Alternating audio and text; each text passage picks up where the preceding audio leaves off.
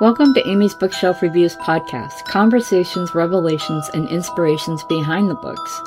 It's time for our segment, Literary Commentary. Thank you for listening. Good evening, listeners. I'm Amy Shannon, and welcome to Literary Commentary. And I'm Talia Haven. Well, it's been a minute. So now we are headed into May. So this is it seems like this year is kind of going slow and then fast. I have just a few releases I wanted to announce. Let's see here. Author Jason Irwin, his book is coming out on May 5th, and it's called These Fragments I Have Shored. And on also on May 5th, author Kawan, his book, House of the Rising Sun. I actually had the privilege of speaking with him for a future episode. He was a very nice man. Then we have Bud Spencer. His book is coming out on May 10th, and it's called Angel Effect. And then on May 21st, we have Lucille Garino. Oh, God, she's going to kill me. Smoky Blue Sunrise. So look for those books coming out this month. So, kind of head up. May is Older Adults Month. I don't know how old you have to be an older adult, so I'm going to celebrate me. I figure I'm an older adult that acts like a child, so it doesn't really matter. But with that, we're going to discuss authors who actually kind of started out their writing career when they were an adult, older adults. That is one thing that I've talked to authors all over the world, and I have reviewed books since 2014, and a lot of times I have met or even just through email authors that they're in their 40s and 50s and 60s on up, and then they decide that they have a book in them, and they don't just say I should write a book. They actually sit down and they do it. Some find out that they're poets and they didn't even know it, and others realize they have either a bunch of short stories in them, or they want to write their memoirs, or they just want to write fictional novels. So I find that really interesting. I had a friend of mine. He was in his 80s, and he wrote a book, and he had a lot of stories that he could tell. He would talk to me about them, but he said for people to read, he only had one story that he wanted to share, and he was able to do that. And I helped him do that, and it made me feel very good. He passed away last year, but he was a very nice man. And sometimes he would see something and he's like, "Oh, should I do that?" And I'm like, "You already did, like a promotion or something." So I'm like, "You already did that." He's like, "Oh," I'm like, "You can't do it twice." But he was looking for any opportunity. And today I was actually I had to reorganize all my books and put them on a new bookshelf, especially all the ones that authors send me. And I found his book that he had signed, and I was like, that just kind of was what made me think of to bring him up today, because I just, uh, you know, I cherish those books, especially when I know the people, or at least I've connected with them. We talked on the phone, we texted. When he was in the hospital, he stole his phone so he could text me, even though it didn't make any sense at all. But he tried. So I guess there are other some more you mentioned there's some I don't- what do you call it? I don't want to say famous, but um authors that started late, writing later on in their years. Yep. We're going to talk about Anna Sewell, who wrote Black Beauty. She was at the age of 57. And this book actually sparked the movement for animal welfare back in the 1800s. She Wow. was injured as a child and she spent most of her life bedridden. She pushed through it and got it published in 1877. And she did get to see her work published. She died at the age of 58 in 1878. This is her only work, and it sold millions of copies, and it's still in print today. Oh, that makes me Yeah, want to go and get another copy. I read that in elementary school. yeah, I didn't yeah, realize it was that old. yeah. It could be kind of interesting to find out how much a first edition would sell for Oh of yeah, a Black definitely. Beauty, 1887 or Oh 1877, excuse me. Yeah, it was yeah, the only that. one, and she did get a chance to see it in print, and then she died a few months later. So we're going to move from prancing black ponies to bunny rabbits because Richard Adams wrote Watership Down. And he was 52 when he wrote it. And what inspired Watership Down was that he told stories to his daughters about rabbits. Um, and it was his best. He also wrote Majaya and the Plague Dogs. He too was a very strong advocate for animal welfare, and he passed away in 2016 at the age of 96. Wow. So Yep. that's Annie, a very full life. yeah, yeah. Annie Proulx is 53, is the first novelist. Her first novel was Postcards, but this I found very interesting about her. She is still currently alive, but she was the author of the short story Brokeback Mountain. And they Is actually that made the one that into movie? a movie. Yep. Oh, so that was I never watched it or read the book, but I when I thought that it was the same thing because it just seemed too coincidental. Yeah. And I found it interesting that it was based off a short story, but Brokeback Mountain. And she is still alive. And her first novel, I do believe I said, was Postcards, which I've never read. No, I've never read that. I've heard of it. I've never read it. There's so many. I have such a pile. Yes. And sometimes when you read it, when you're reading a book, you don't necessarily, sometimes you can tell how the, around the age of the author. Um, and other times, you couldn't, if you didn't know their name or they just had a generic, pen name. Um, Yep. what I like is that you can't tell whoever wrote it, whether they're, what their gender is or their age. Uh, that shows to me that's like a level of maturity with writing.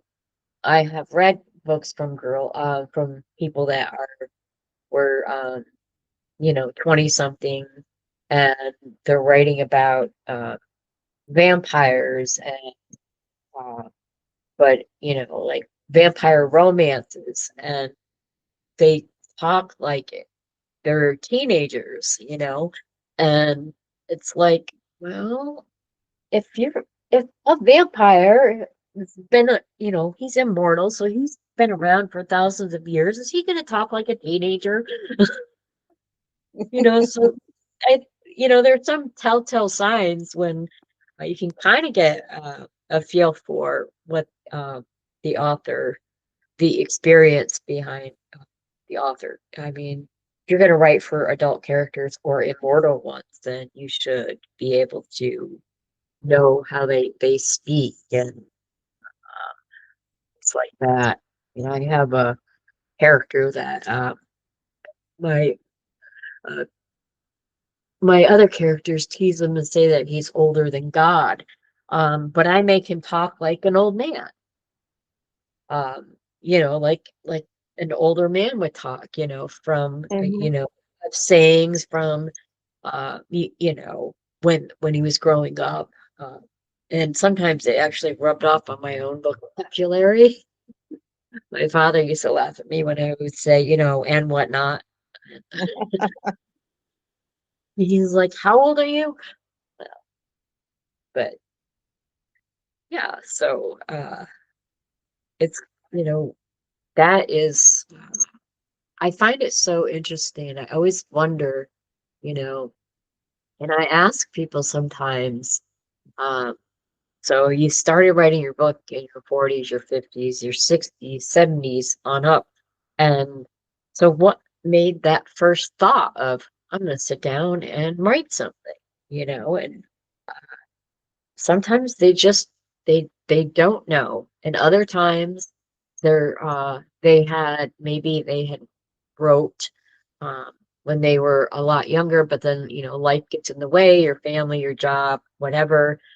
And then finally, when you're at a certain point, you're at a certain age where you don't have to take care of anybody but yourself, um, then you can actually, take time and, reflect and uh, start writing again. Then I know people that didn't even realize they could write, and something just made them sit down and they had a story in their head and they put it on paper and it grew from there. So I think that's very interesting. Like I've been writing my entire life. I mean, there were times when all I was in my spare time, I would write poems and stuff like that. And I didn't write my first novel till 2004. But I wasn't planning on it being a novel. I was thinking of a short story, and it just kind of grew from there. Uh, but I was in my 30s. That was so long ago. Uh, but I had missed something. I was inspired by rereading the Little House on the Prairie books, and it kind of like, oh, I got to start writing again because I knew something was missing, and that's kind of what got me going. And so I always found that was so. I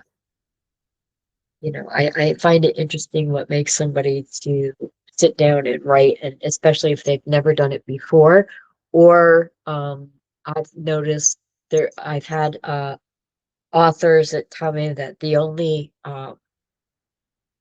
writing they ever do is say for their job, they're scientist or a tech person.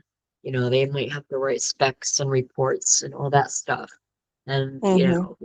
a lawyer who is all he's doing is writing briefs or whatever else that lawyers do. So I find that very interesting how all of a sudden they decide, yes, I'm going to try something new. And I think that's a, a good thing. People should try something new. Uh, if you're already a writer, challenge yourself. You did. You wrote short stories and then you wrote a full-length novel. And you Yes, said the short story was a lot easier. it is. For me, it was like the other way around, going back to writing short stories. And but Short stories is for me is very, very easy. I Novels make me cry at my keyboard, and I do it a lot. I just, it's that daunting word count, it's like, oh, geez. Yeah, I know, and I don't even look at that anymore. Uh, I know that there are a lot of writers that are like, they have to make sure, oh, I got to write this amount of words or this amount. And I'm like, how can you do that? I just sit there and I'm like, okay, I write. I mean, my only superpower is that I can write a poem on command, but like, drop of the hat, just write something. But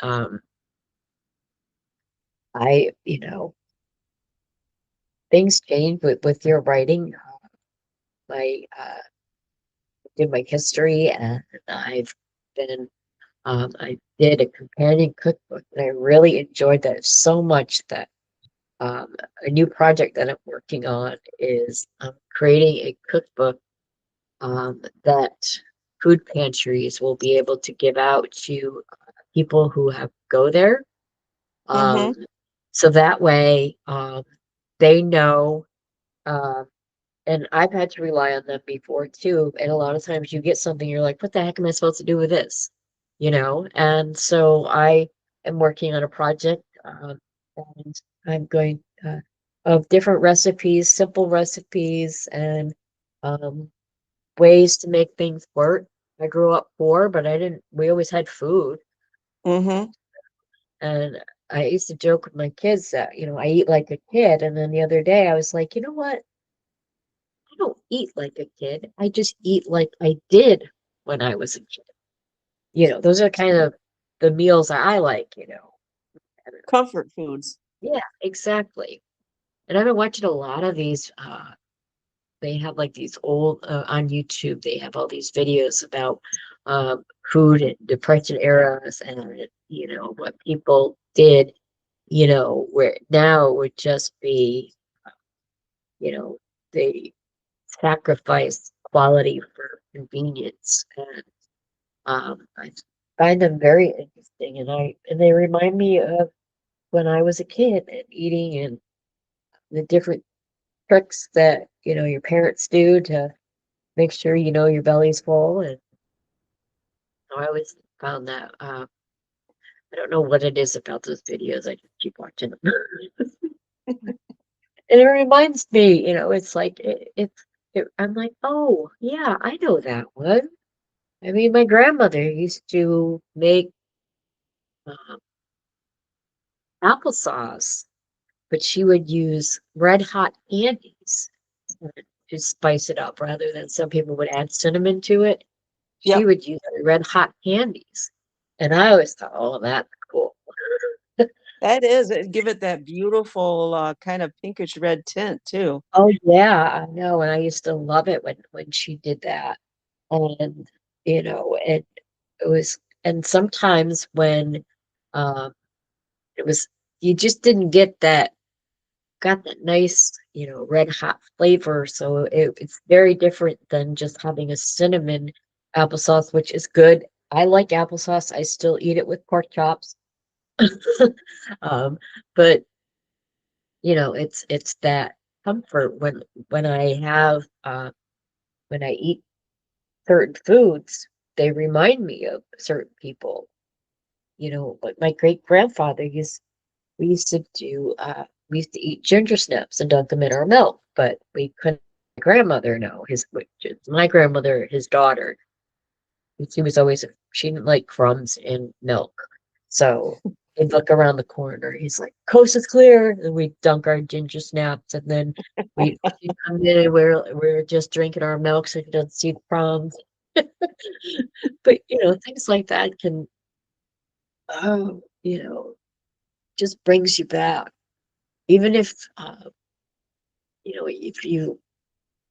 you lose your memories, there are things that can uh, bring you Will back. trigger it. Yeah. Yeah. They used to play. I would. I told when my dad was uh, dealing with his stuff, I would tell him to play certain music that he liked, and even though he didn't know what was going on, he still moved to the music. And I just found that was comforting. Uh, but yeah, there's those memories, and and if you, to anyone who's listening, if you have a story to tell, write it down. Share your family stories with your children. Um, Mine always tell me that I repeat myself, and I probably do.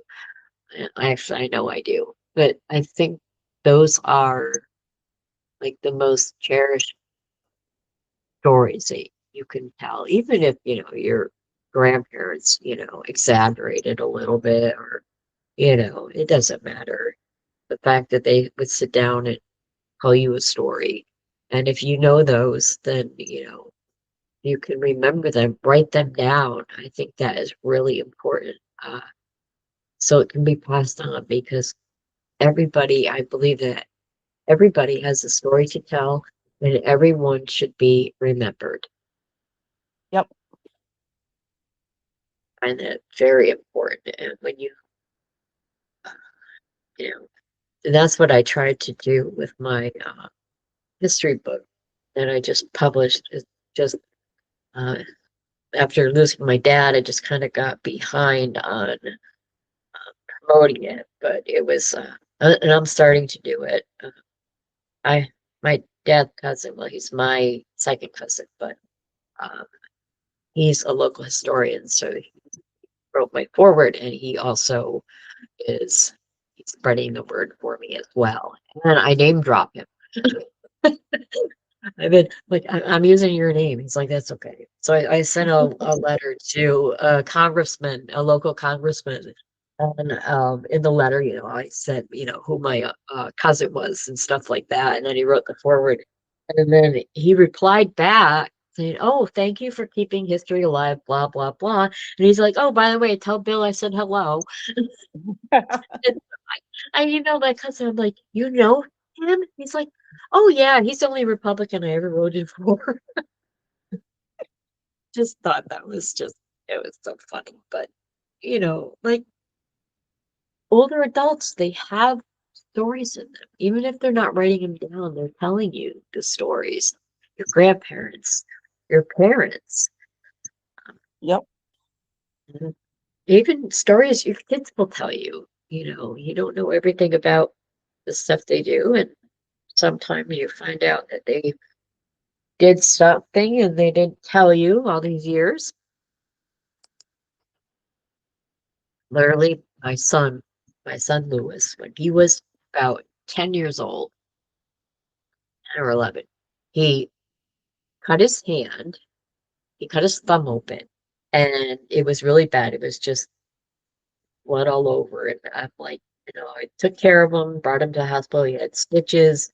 And I asked him what happened. And he said, "Oh, I was reaching behind the bed, and when the springs caught me. So when I got home, I tried to find this spring. I could never find it.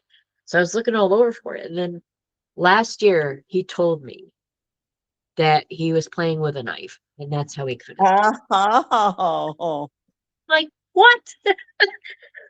Well, thanks for that story. Like, I didn't want to get in trouble. I said, I just wanted to know I was looking all over for this thing so you wouldn't cut yourself again.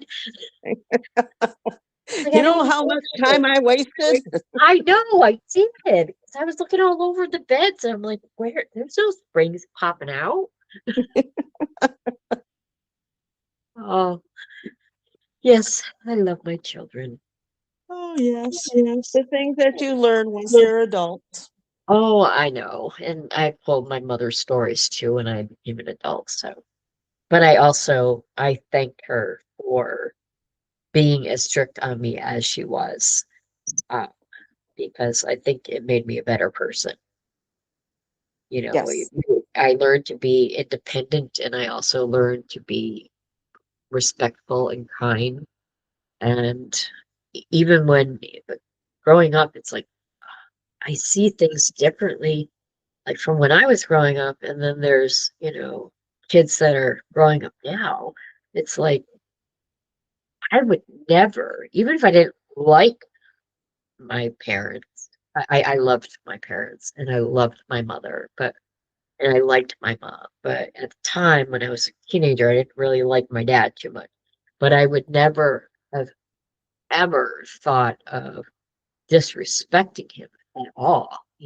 I would swear at him, you know, anything. We kind of, it was like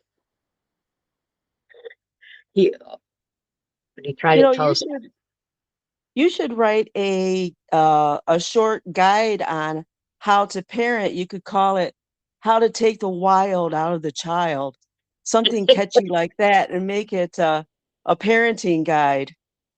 "Ah, yeah, I mean, really, I have, I've been wanting to,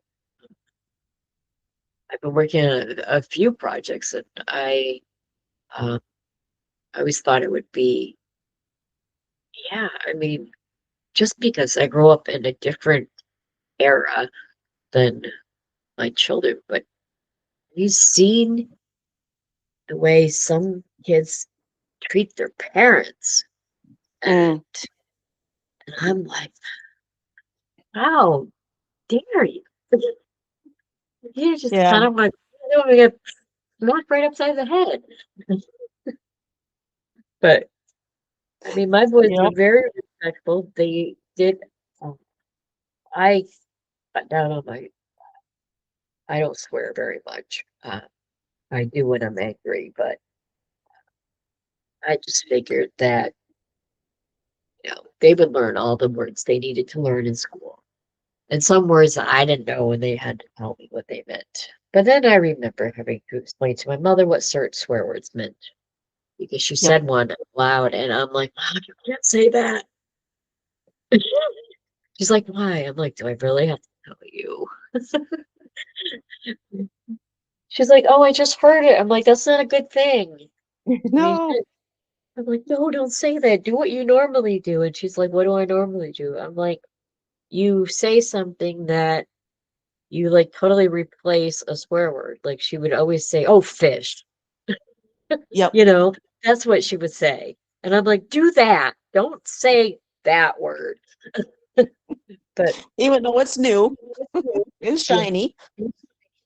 And I don't want you to know that. And when you have to explain to your parent what something means, and sometimes I hear my boys, I mean, they're adults now, but I hear them playing their video games and I'm like, what does that mean? It's like I didn't know there's this phrase they call them when they're being salty. I didn't know what that meant until somebody explained it to me.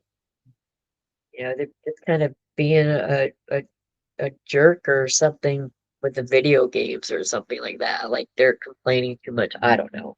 It took me forever to Yeah, me figure out neither. what a Karen was. I'm like, where'd she Just get when you that name? come around, we speak English and leave out all that new slang. Yeah, exactly. I mean, sure, I say nifty and I don't say swell. The first time I said the word nifty in front of my children, Lewis is like, Mom, did you make up that word? I'm like, no. So this has been a very, I think uh, it's sharing stories and, if you feel like, you know, writing, you don't have to, the thing some people think about when they're writing, they're worried about technique or like if they're writing poetry, they're worried about rhyming and stanzas and, you know, unless you're trying to create a specific type of verse, uh, just my advice is write for yourself. Don't worry if it's technically correct or not. Just write for yourself because not all your thoughts are grammatically correct.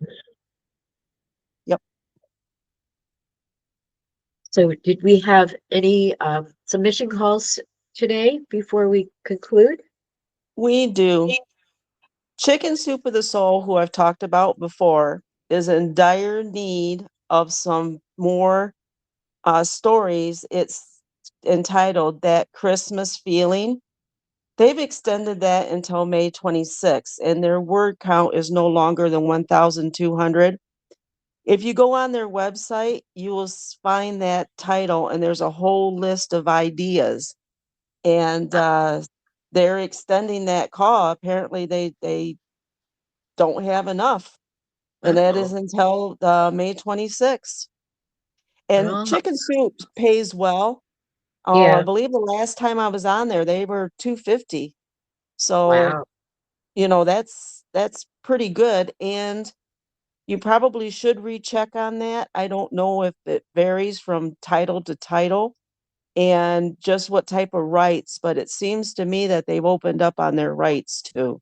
It used to be you couldn't use it, that they took complete, and I think Yeah. now they've opened it up a little bit. Well, that's good. I mean, they have a lot of um, there's a lot of stuff on their website. I visited a few times, and I've emailed them questions and stuff like that, and they were very good about answering my questions and what they were looking for, that kind of stuff. So yeah, they even if you just you're not sure, and you're looking on their site and you not sure what you're supposed to do, or you have any concerns or questions prior to submission, they have a way you can contact them, and they do get back to you. So that is one thing that is really good. I'm just going to throw this out there before I forget. Um, from It is now the start of the annual short story contest on Amy's Bookshelf Reviews and Podcast. You can go to the short story webpage. This time there's not really a limit on genre. There's a photo that I created and make a story from it. And it's only a $10 entry fee. And I'm also looking for authors who wouldn't mind being a judge as well. So if you're interested, you can contact me through my website. But I want to thank you, audience, for listening. Feel free to comment on this show or any show, and then you can join me again next week. And if you want to check out my work, just Google me. I'm Amy Shannon. Be safe, be well, and always be kind. Thank you for listening to Amy's Bookshelf Reviews podcast. If you wish to be a guest on the show, you can go to amysbookshelfreviews.com/podcast and schedule your pre-recording. Please follow this podcast on Spotify, even if you listen to it on other streaming sites. Also, this podcast is on every first Monday and last Monday of the month at 7 p.m. and every Sunday at 6 and 6:30 p.m. Eastern Time. I'm Amy Shannon. Be safe, be well, and always be kind.